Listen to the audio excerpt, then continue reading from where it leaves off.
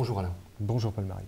Vous êtes journaliste au Républicain Lorrain au service reportage. Vous avez assisté hier à Pagny-sur-Moselle à la conférence de presse d'Alexandre Berceau, l'ex-otage lorrain en Algérie. Quelle impression vous a laissé cet homme de 32 ans, otage sur le site gazier d'In Amenas pendant 40 heures?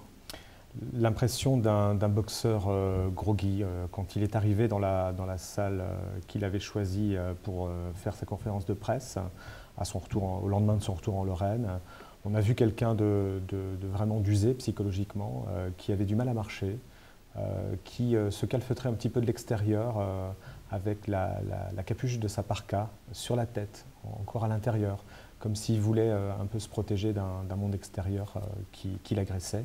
C'est vraiment quelqu'un qui a subi un très très gros choc psychologique, même qu'il est sans doute relativement difficile d'imaginer.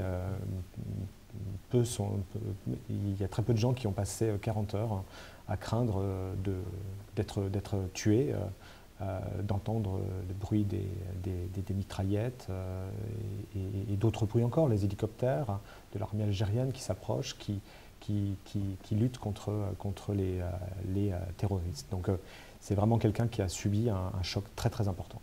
Un de ses premiers réflexes lors de la prise d'otage a été de cacher son passeport. Voilà, c'est ce qu'il a redit encore hier. Son père l'avait expliqué ces derniers jours. Lui a redit à quel point il avait compris. On lui avait expliqué que les Occidentaux étaient vraiment les cibles.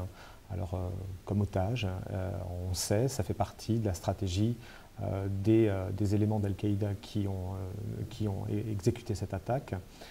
C'est de réussir à trouver des monnaies d'échange pour faire pression, comme l'a rappelé d'ailleurs leur émir, Mokhtar Belmokhtar. Il s'agit bien de prendre en otage des Occidentaux, quels qu'ils soient. Alors, en particulier des Français, ça aurait été comment dire, une prise de choix. Et donc, toute la stratégie d'ailleurs, aussi ici en France pendant la prise d'otage, ça a été de dire il n'y a pas de Français à In Amenas, alors que, objectivement, lui y était, mais c'était avant tout pour le protéger. L'ex-otage lorrain pointe enfin dans le témoignage que vous recueillez l'absence des services français. On l'interroge en fait sur la manière dont il a réussi à revenir d'Algérie. Et au détour d'une question, c'est vrai qu'il laisse des points de suspension qui sont finalement très explicites.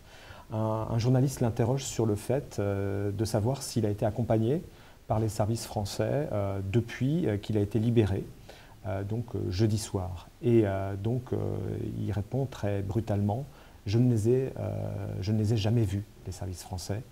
La question, donc un journaliste rebondit sur cette question et il lui demande s'il regrette de ne pas avoir été accompagné par les services français, au contraire des services américains qui l'ont pris en charge, qui lui ont permis de revenir d'Algérie vers la Sicile, puis vers la France, après une prise en charge aussi également dans la deuxième partie du trajet de son entreprise. Alors, et là, on lui dit, voilà, est-ce que vous regrettez donc de ne pas avoir été pris en charge par les Français? Et il dit, voilà, un peu mal à l'aise.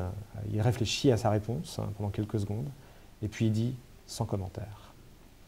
Voilà, donc très clairement, il regrette cette absence des services français. Nous avons cherché à vérifier l'information. Pour l'instant, nous n'avons pas eu de contact avec le Quai d'Orsay, mais voilà, en tout cas, c'est un début peut-être de polémique, et au minimum, une déception de la part d'un otage français qui a l'impression de ne pas avoir été suffisamment accompagné.